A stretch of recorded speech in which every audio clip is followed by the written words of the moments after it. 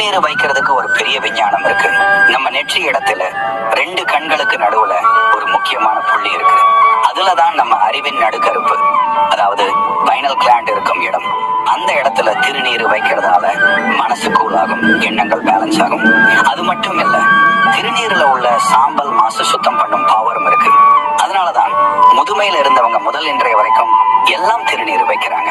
அது ஃபேஷனுக்காக இல்ல, பிரெயினை சுத்தப்படுத்தும் ஒரு நேச்சுரல் பவர். நீர் வைக்கிறதுக்கு ஒரு பெரிய விஞ்ஞானம் இருக்கு. நம்ம நெற்றி இடத்துல 2 கண்களுக்கு நடுவுல ஒரு முக்கியமான புள்ளி இருக்கு. அதுலதான் நம்ம அறிவின் நடுக்கருப்பு, அதாவது பைனல் கிளாண்ட் இருக்கும் இடம். அந்த இடத்துல திருநீர் வைக்கிறதால மனசு கூலாகும், எண்ணங்கள் பேலன்ஸ் ஆகும்.